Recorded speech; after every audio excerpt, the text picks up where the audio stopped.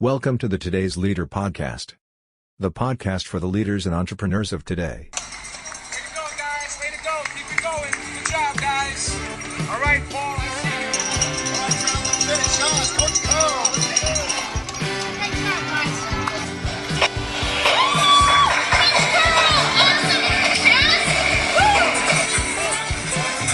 Hey there, it's Coach Curl here, and welcome to episode 316 of the Today's Leader podcast. I just want to start the podcast today just with a real appreciation for our listening audience and the amount of subscribers, reviews, like ratings, and downloads that we've been having recently. It really is a humbling experience to know that what we're doing on the podcast is resonating with an audience and that audience is growing markedly. So we really are grateful for your ongoing support, your ongoing sharing of the podcast, and we really are becoming known as the podcast for leaders and entrepreneurs of today. Now, today our global expert is a gentleman called Bill Gallagher. Now, Bill is a business coach and a master facilitator with over 30 years of entrepreneurial and executive experience. Bill spent the last 15 years coaching and training others in leadership and performance. Previous to that, he led 4 companies of his own and been a partner or an executive in 2 others. Now, Bill discovered the Rockefeller habits and scaling up 20 years ago, and he's used them in his own businesses, and he's also used them to coach and support executives in scaling up growth within their own organizations. One of the things that will become rapidly clear when you meet Bill and in the podcast is the wide-ranging background that Bill has and the skills and experiences that he's been able to have in his life, which is now supportive of his direction in business. Now, Bill also hosts the top-ranking podcast, the Scaling Up Business podcast, and it was an honor to have Bill invest his time for the leaders of today. Now, during our conversation, Bill shares his insights in working with business leaders, scaling, and the creation of the leadership flywheel and how that can be utilized by leaders everywhere. And as per normal, once we've had a word from our sponsor, please welcome to the podcast, Bill Gallagher. The podcast is brought to you by Think and Grow Business, the home of the Think and Grow Business Mastermind. If you're serious about growing your business, get serious and join a mastermind group today. Find out more at thinkandgrowbusiness.com.au. And it's my pleasure to welcome to the Today's Leader podcast, the host of the top-ranking Scaling Up Business podcast. Please welcome Bill Gallagher. Hey, how are you? I'm very good, Bill. For the listeners, let's share a little bit of the Bill Gallagher story. You want the 1 minute, 5 minute, 10-minute version? I have an interesting and varied career, right? I say like interesting in that like it's not typical or normal kind of thing, but I also didn't have a very typical or normal kind of an upbringing. And I think that kind of leads me to the work that I do today. So I was born in LA. I grew up in Honolulu, Barcelona, San Diego, Zurich, Jerusalem, Los Angeles, like a whole range of places. And I spoke 4 languages growing up. I did a mixture of sales and marketing and engineering, technology, non-tech, broadcasting, telecom, like a whole range of things. And that kind of then led me eventually to doing the work that I do today as a scaling coach, helping companies grow. Well, if there's a answer there to people that are trying to develop and discover their niche, I think you've just provided the answer. So many people get told, specialize early, become the expert. But I think that your vast background there has obviously led you to where you are today. So as a scaling coach, tell me about what it is that you do. So we help leaders to grow and scale. So what I do is a coaching organization, but we're specifically helping people to solve two problems. One is to get growing, right? They've flatlined at some point. They stopped growing. They plateaued. The other is to deal with or manage the growth, right? Without throwing more money or losing more sleep over the whole thing. We help them deal with the growth that they're having. So that whole scaling up framework is a tool set to grow your business, addressing a few big decision areas that people have to get right in growing organizations. And then the sort of the specific thing that I do or add on to it addresses the fifth piece, which is you, the leader of the company, and how do you evolve your leadership style over time to suit the organization and what you need. Leadership is one of those areas that a lot of business owners actually don't put as much emphasis on. It's always easier to look at maybe systems or marketing, but to look within our team as a leadership development, it can be quite challenging. So walk me through how you use that, because I know you use the Rockefeller habits in relation to the scaling up and helping businesses grow. Right. And then you've now looking at that leadership as being a complement to those Rockefeller habits. Yeah. So I learned the Rockefeller habits, and then that broadened over time to the whole scaling up framework in growing the last couple of companies that I ran. And then I started coaching other leaders on the side and learning leadership skills in addition to the Rock Habit scaling up framework. And I applied both of them in the growth of my own business and the last business, and then increasingly helping others to coach. So I've been coaching for 16 years now, 8 years full time. I've coached 3 companies valued over $1 billion. So I've worked with a broad range of companies, and I also do through accelerator programs and things like that, very early stage companies.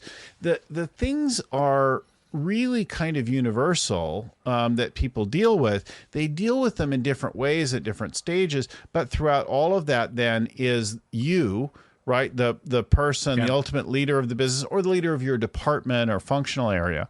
And in all of that, then there's always the issues of who do you need to be? Who have you been so far, like that? The thing that I would say about it is that you're not going to do anything big or interesting on your own. So if you're just thinking about solving the business problem or the function or the process, then you're not really building a big enough team to do anything truly scalable. So the more you start to think about bigger problems, you start thinking about things that you're not going to solve with you and a handful of other people. You're going to need a larger and larger organization to scale, and that's where the leadership comes to play. Just when you were talking there, I was thinking about the John Maxwell philosophy that if it's lonely at the top, you've done it wrong. So you've got to develop and surround yourself with, you've got to bring people along on the journey. So is there a touch of authentic leadership in what you do? So just listening to you then, it was really coming across to me in relation to that concept of authentic leadership. Is that part of the equation that you use, Bill? Well, it's interesting that you hear that. So our first value as a business and a leading value for me is courageous authenticity. Yeah. And I have an icon for that. It shows a guy like holding his chest open and showing his heart, or it's a sort of gender neutral figure. But and I think that there's something powerful and strong about being authentic. And by authentic, I mean not sincere or preachy. I mean actually vulnerable and sharing yourself coming from a place of strength. Some people feel like vulnerable shows weakness and so on. No, it shows a great deal of strength. It takes a great deal of courage to actually open up. I was talking with an entrepreneur just a couple days ago who was dealing with a profound family crisis. At the same time, his business was facing a smaller, less existential crisis, but a crisis all the same in multiple locations. And I'm like, okay, well, have you told the business about what you're dealing with personally? And he said, no, I really I just told him I have some things going on or whatever. I'm like, okay, you want to be straight with them. You want to tell them that you have real things going on right now, and share with them that you are tired and exhausted and afraid for a family member, and they will naturally want to know and ask what they can do to help you. And when you tell them, like, be real with them instead of like trying to cover it over and put a smile on it, and then tell them, yes, there is something you can do to help me.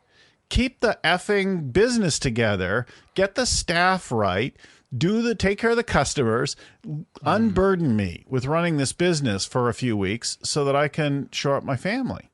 Right. And that is a first piece of that, that leadership flywheel that we talked about in getting ready for the show, and is an aspect of that authentic leadership that you were talking about.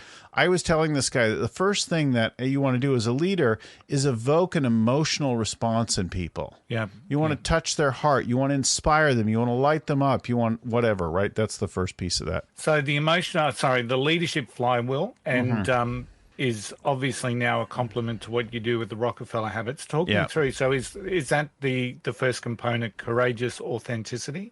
No. So the first, so the leadership flywheel, a flywheel, right, is a sequence of things that build on each other and then keep building over time. So whether you have a marketing flywheel or some other kind of thing, that's a flywheel for leadership. And the first piece of this is inspiration. The first discipline of a leader is to cause an emotional response, to get people excited, inspired, lit up by something. And one of the ways that you could do that is showing some courage, taking a stand, making a big promise. Speaking of vision, you share a vision, right? The Reverend Dr. Martin Luther King stood in front of the nation and said, I have a dream. And he shared a picture of a future that was very different than the one he was standing in that moment.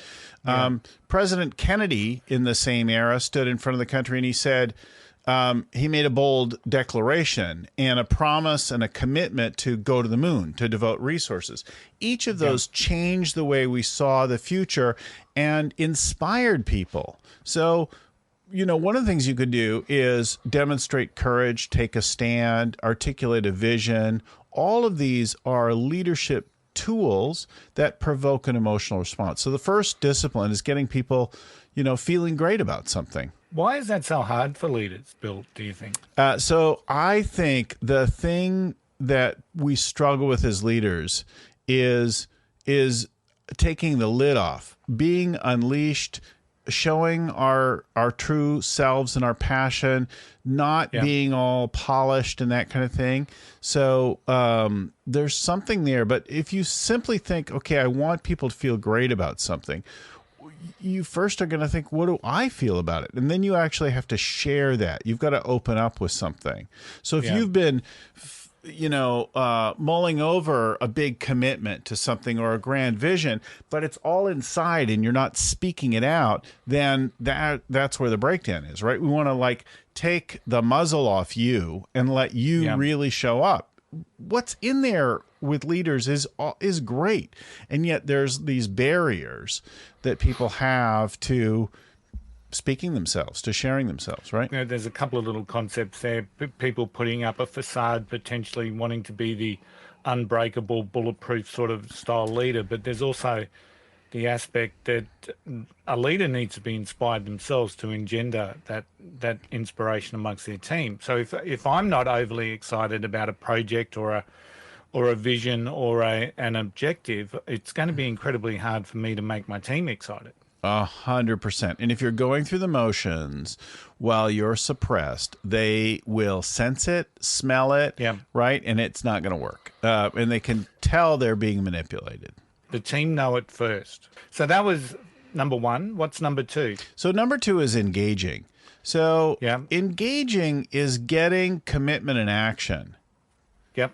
In engaging, what I really want to do is get you to say yes and begin to take action consistent with yes. And that's true of accepting a project or an assignment, taking a job, buying something, choosing to partner with or supply you.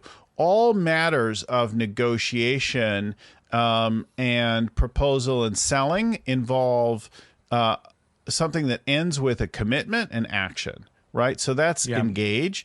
And the thing that people struggle with there is understanding why others would say yes. What is it that others really want? So we spend a lot of time thinking about what we want, what we need yes to, what actions we want, but we don't spend a lot of time thinking about what does Coach Curl want, right? Like, why is he here? What does he need? He needs a great show. What is it that I want from him, right? And then how do I connect those two? So if you let go, you know what you want. You want commitment and action. But if you'll set that aside and then think, why would they want this? What are they actually interested in? People will say yes to things much more naturally and take action. But they need to hear the opportunity for them from their set of concerns. So the what's in it for me scenario? Yeah, exactly. Yeah. What's in it for them? Right? Yep. You know what you want. Yep. So saying yes brings about commitment and accountability. Yeah, so that's the first step of accountability is saying, yes, I'll do this. Yes, I'll take this, right? It's the beginning of something. It doesn't handle accountability, but it is the beginning. Doesn't look after it in its entirety, but it begins and sets the foundation. Right. So number 3 of the flywheel, the leadership flywheel. I like that terminology, by the way. So you think about it. I'm inspired by something. Now I hear or see the opportunity for me in it. I say yes, I start working on it, right? I start first with some excitement. Now I see my part in it and my future in it. I begin to take action. The next thing we've got to do is address planning. So a leader is not creating a plan, but they are in the act of planning all the time.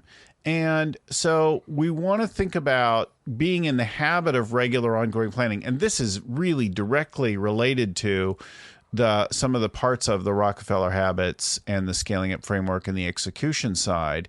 In this case, we're thinking about a couple of principles, though. We want to start with the end in mind, as Stephen Covey taught, right? Yeah. We want to think about something that's never been done before. How are we going to put a man on the moon? Nobody's done that. There's not a recipe for that. So we're going to imagine the man's on the moon, and then they land, and then they step off, and then we're going to work backwards from then they're in orbit, and then they leave Earth's orbit, and then, and think about, okay, what do I have right now that I'm working with? So we work all the way back from the end to this place.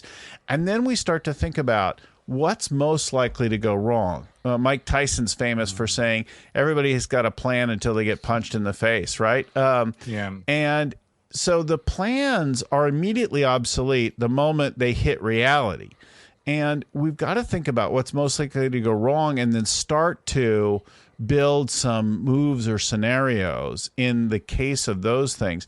And then the last piece that is rarely talked about is what are the interdependencies and expectations? In our case, we're talking about plans that coordinate people.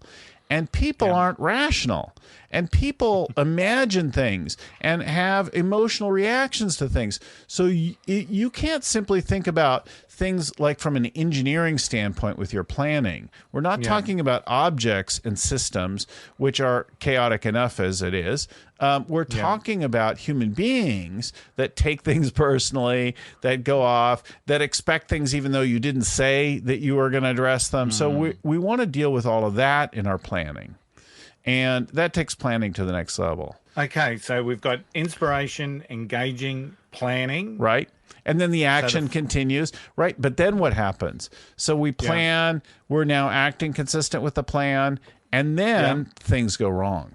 So what do you think number 4 is? I'm going to use the word contingency.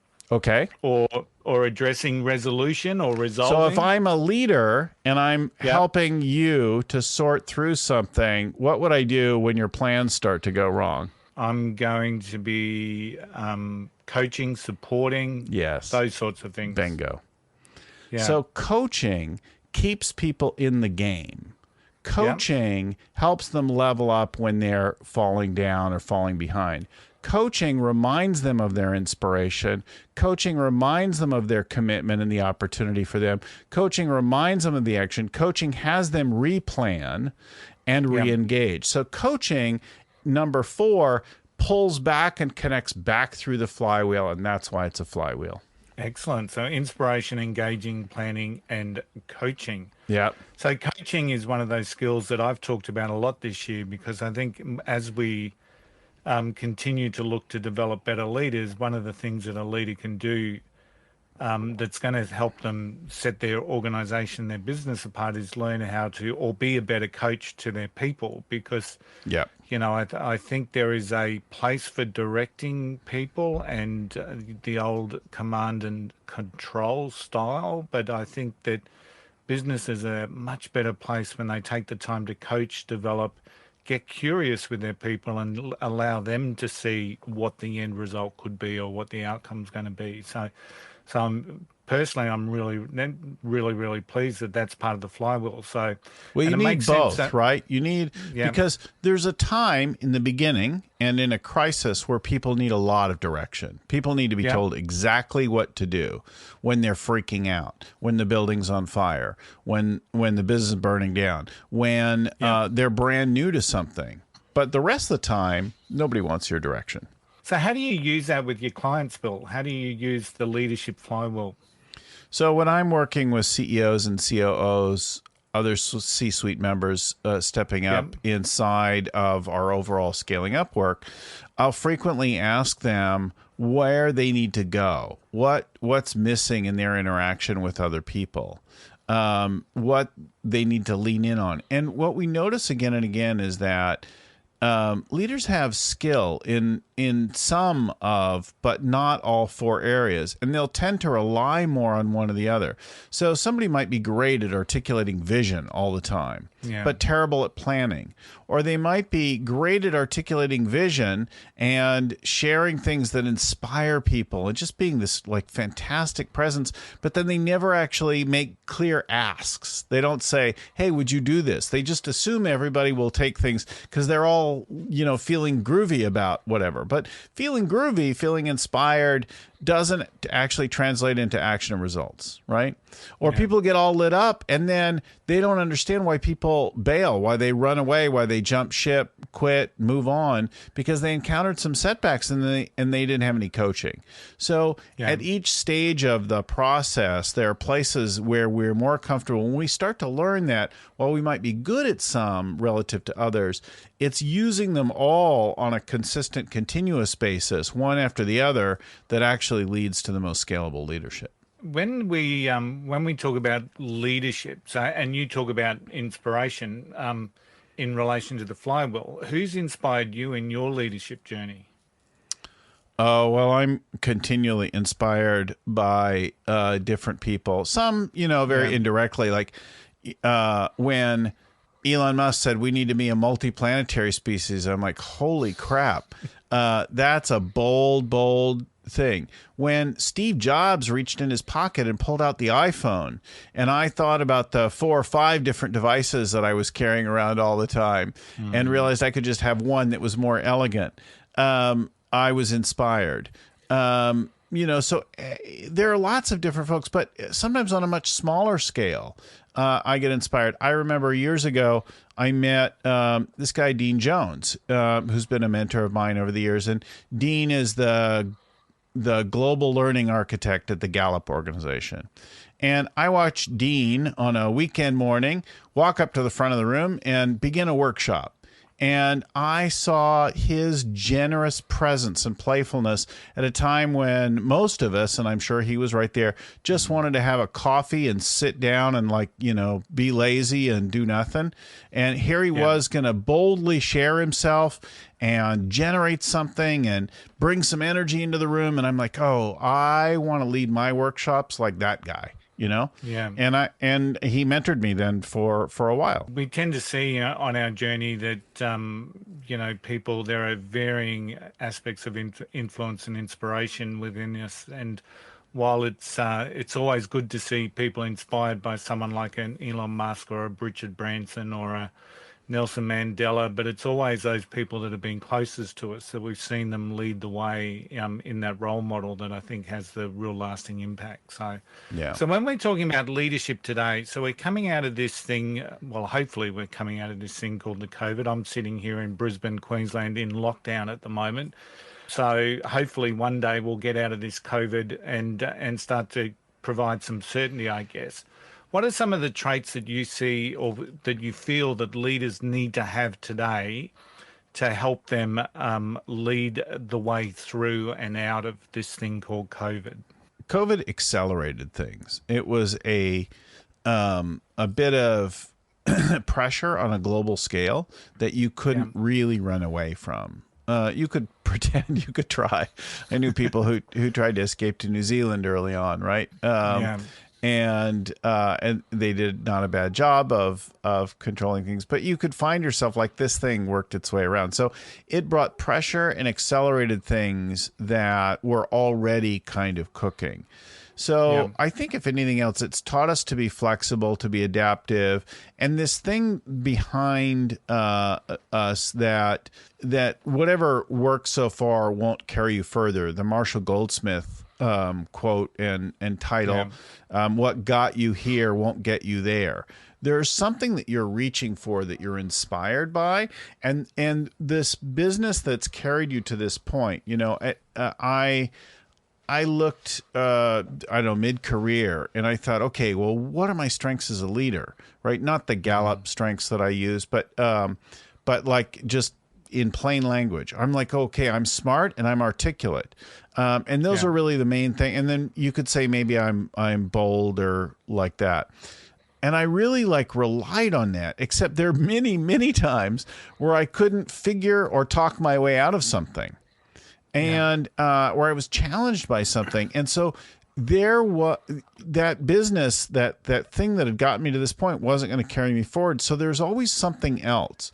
And I think COVID comes in and says, okay, the old ways of operating are out. Now you've got to operate remotely, and you've got to hire remotely, and you've got to lead on Zoom or on live stream or whatever it is like that. And people adapted or they stopped. And I know some people, coaches in my world and CEOs and other people who said, that's it, I'm done. I'm going to sell the business. I'm going to shut it down. I'm going to stop coaching. I'm going to do whatever. And there were other people who changed up their game.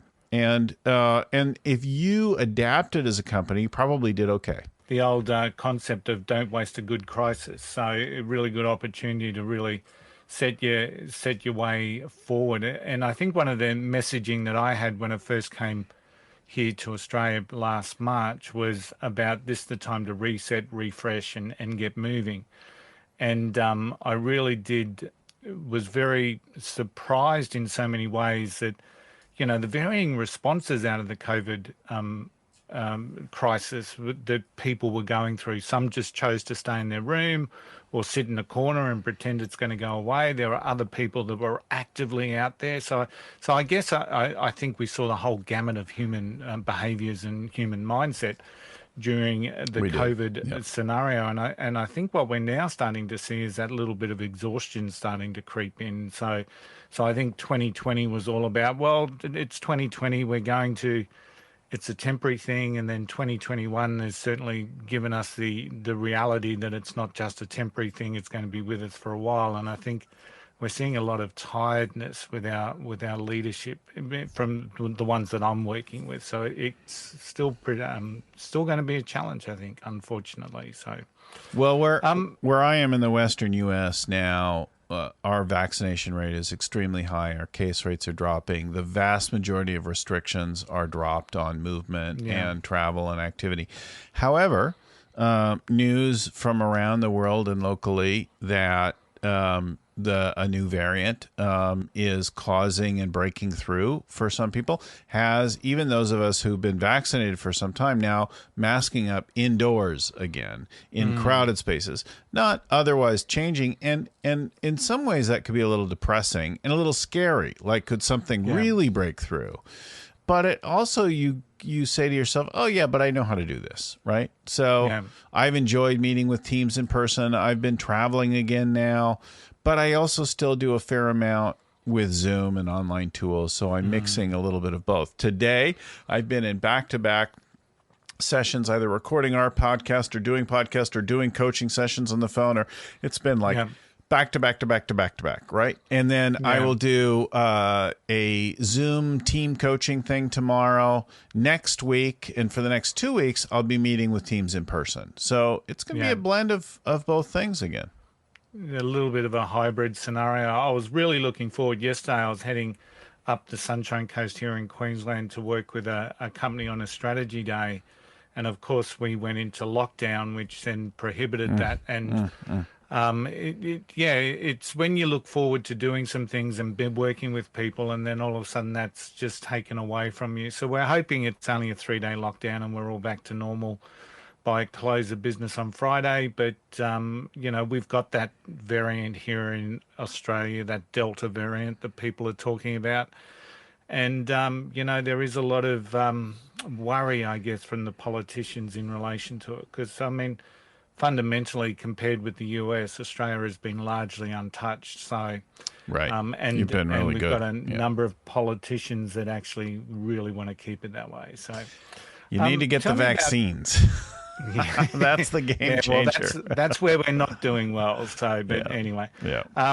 What about your relationship with failure? So many people, get punched in the face, the old Tyson quote. I love that one. But so how do you deal with that? What's your relationship with failure? It's interesting. I haven't thought about it or worked about it as much, but a couple of things come immediately to mind. And sometimes the person who wins is the last one left standing. So if you can somehow survive whatever's going on without quitting, then you often can end up the winner. And so I never forget that. And there are many times where it looked like game over for me in some pursuit, in a business situation, in a funding round, in a who knows what, right? And then I just waited a little bit. I'm like, let me take another day, another week, another month or whatever. Let me figure out how to stretch it out. And something unpredictable and unforeseeable showed up.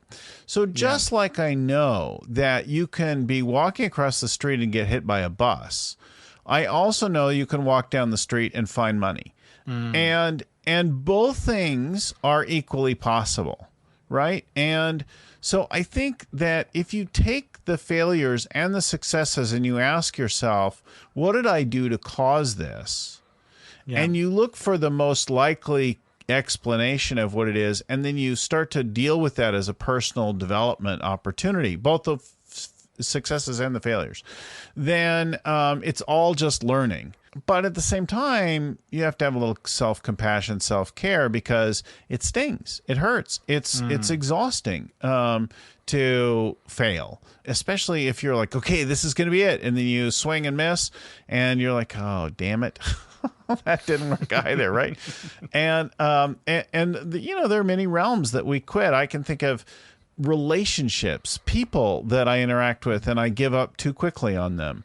I can think of a lot of things, but some of my best moments, one that stands out really, truly, I had a bank come and try to shut me down in my business and try to bankrupt the business and me personally and try to take my house. And I just imagined my family coming apart in the face of all of those events. And I spent a lot of time suffering alone, quietly, and figuring out how to survive it. And then I had this insight that all my attention was on getting to the other side, but assumed the failure. And instead what I did is after seeing that, I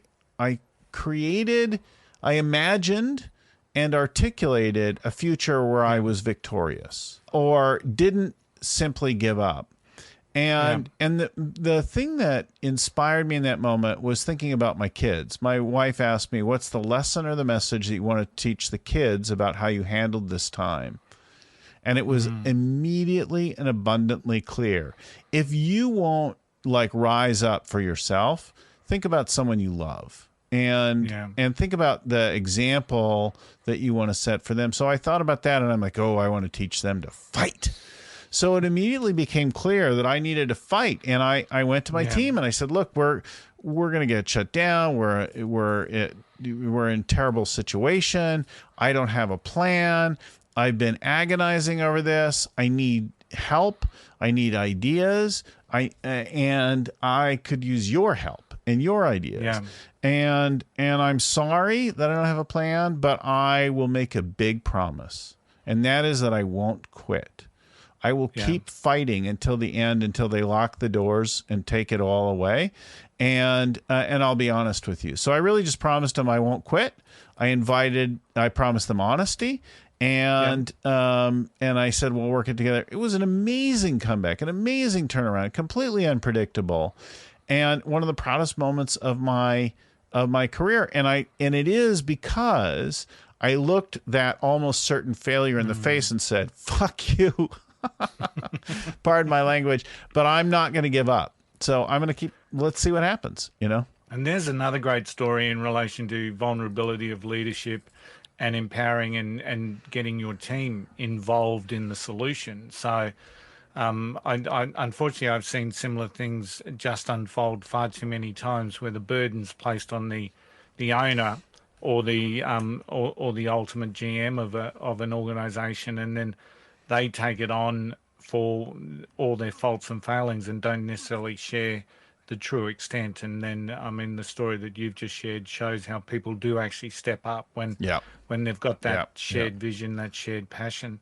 And it's interesting, you talk about last man standing is the one that's often winning. We celebrate a gentleman here in Australia called Stephen Bradbury, who won the Olympic ice skating, speed skating a number of years ago, and there's 4 in the final, and he was coming fourth, and as they've come around the final turn, the 3 in front crashed out together. So he's come from fourth to first, and we celebrate him. And, the reality is he made a final. He was slow.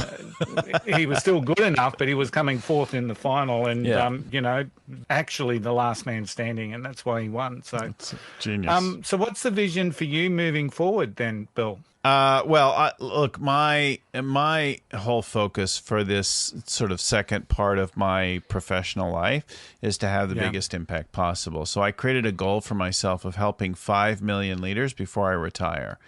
And so I've just been looking at how to expand the reach and scope of the impact. And after launching our podcast and after developing and refining our leadership flywheel, we're starting to have and accelerate the scope of our impact. So where we're actually counting our movement towards this and advancing steadily, first on our 1 million mark and then beyond that. So it's going well in that regard, but there's a lot of work to do before I'm done and ready to. What do you do when you retire? You watch TV or play golf or? Yeah, I'm still struggling with the concept of retirement. I fundamentally don't see myself. I tell my wife I'm in semi-retirement now because I love what I do. So and I choose my hours of work. So what's better than that? So. What books had the biggest impact on you, Bill? So that's a good question. There's a number of books. There's a whole stack of them behind me, and I could rotate my cameras around, and that's just the ones that are like more for show. Then there's over there, and then there's more bookshelves downstairs. So I'm actually a sloppy, poor reader. I often get behind and don't read as much as I like to, and then I go through batches of reading a lot. There are some ideas and books that stand out a little bit more than others for me. Let me speak to some of the ones in the leadership flywheel in particular. So there's a book, The 1 Minute Manager, right? Really genius piece of book. The Temptations of a CEO, Pat Lencioni, Blanchard. What are some other books? Oh, The 3 Laws of Performance, talking about how the way people see the world correlates to their action and their performance. All of these are pretty pivotal, instructional kinds of things for me in terms of the core ideas that we use. Yeah. And, of course, scaling up. Absolutely. So is there anything that I haven't asked you that I should have asked you? We've talked about so many good things in this thing, and I think we've given folks a lot of things to think about. It never stops going, though, right? So this is not a one and done kind of thing.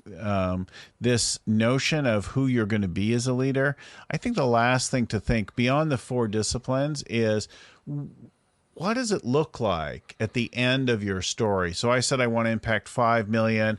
I want to retire at some point, or actually it might be better just to die on the job. But I'd like people to say about me after I'm gone that I made a difference, that I was a contribution, that I was one of the good guys, that I was generous. Not that I had the most money or died with the most toys or, that kind of thing. And so the question that I have for you, for our listeners, viewers, is, what do you want said about you when you're done? And if you look back at your life today, is that the game you're playing? I think for many of us, there's something missing in our survival-based leadership, the leadership that we've evolved to this point. That piece, when you look from the end back to today, you'll realize there's a gap. And for me, it was not about being smarter or more articulate. It was about being generous and make a difference for other people. Yeah, so that concept of legacy, but right throughout the conversation today, that concept of creating that vision and being aligned to it and working towards something that's bigger than where you are is also absolutely really prominent in what we've talked about today. So, Bill, those people listening that want to make contact with you, how can they connect with you? So my website is pretty easy to find and remember, Scaling Coach. ScalingCoach.com is my website. They can send an email to Bill at Scaling Coach or info at Scaling Coach if they want to, or they can just go to the website and find us and like that. So, excellent. Bill, it's been a pleasure speaking with you today on the Today's Leader podcast. Thank you so much for investing in the leaders of today. Thank you. Join the group of people impacted by seriously simple stuff to get you unstuck. The first book by Tony Coach Curl. Available at Amazon, Tony's Simple Stuff provides the tool for people to master your life and aspirations. 20% of every book sold supports Carter's cause. And now, it's time for Tony's 2 cents.